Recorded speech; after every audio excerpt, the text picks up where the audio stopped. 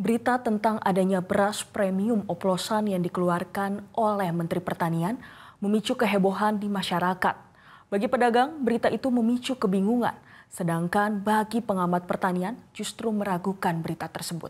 Apa alasannya? Berikut liputannya.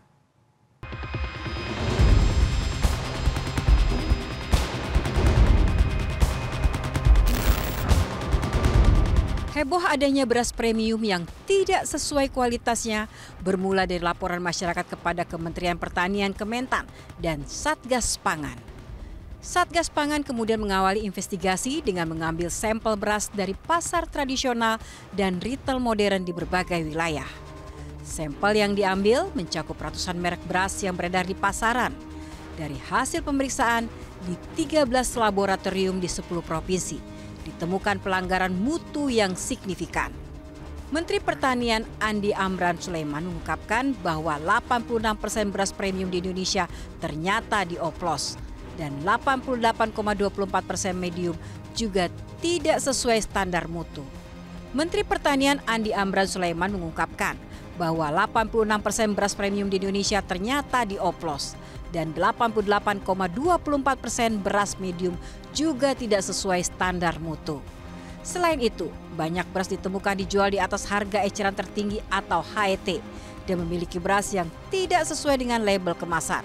Misalnya, kemasan 5 kg hanya berisi 4,5 kg. Satgas Pangan Polri segera mengeluarkan instruksi kepada jajaran untuk melakukan pengecekan dan pendataan langsung terhadap pelaku usaha di pasar tradisional dan retail modern. Mereka juga melakukan pengambilan sampel beras dari gudang-gudang dan pengecer untuk diperiksa kembali di laboratorium Kementan. Dalam kasus ini, Polri telah memanggil dan memeriksa sejumlah produsen beras yang diduga terlibat dalam praktik beras oplosan. Beberapa merek beras seperti Sania, Sofia, Fortune, Wilmar Group, Sentra Ramos, Beras Pulenwangi, Raja Platinum, Raja Ultima, dan Ayana terseret dalam dugaan ini. Sebanyak 212 merek beras diduga tidak memenuhi standar mutu dan sedang diselidiki. Sejumlah pedagang beras mengaku resah seusai Mentan umumkan terdapat 212 merek beras yang diduga melakukan pengoplosan. Keresahan dirasakan oleh seorang pedagang beras di Pasar Johar Semarang yang memilih tidak menjual beras premium untuk sementara waktu.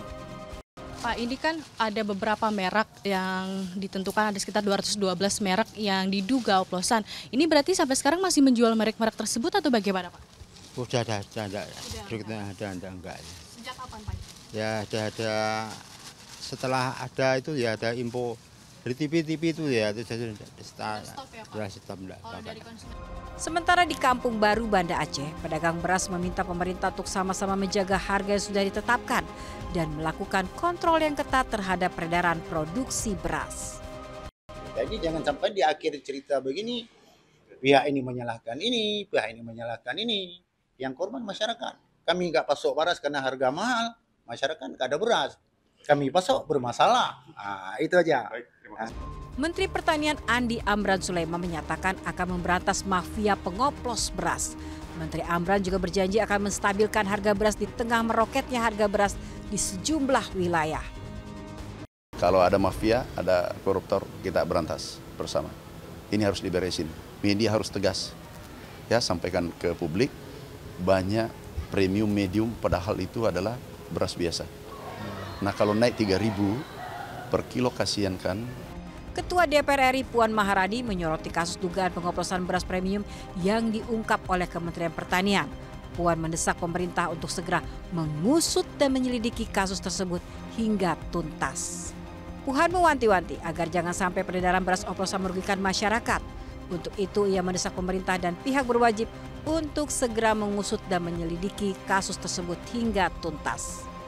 Namanya kupas dan selidiki dengan tuntas terkait dengan beras oplosan. Jadi jangan sampai kemudian terkait dengan beras ini merugikan rakyat, dan saya melihat sudah dilakukan tindak lanjut terkait dengan beras oplosan ini, bahwa kalau kemudian ada pihak-pihak yang melakukan hal tersebut harus langsung ditindaklanjuti, diproses secara hukum.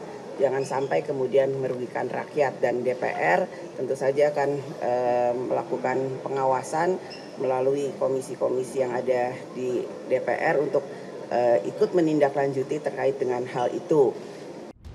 Kendati Menteri Pertanian sudah menyatakan ada pengoplosan penjualan di atas harga HET serta pengurangan takaran, namun pengamat pertanian mengaku meragukan adanya klaim oplosan.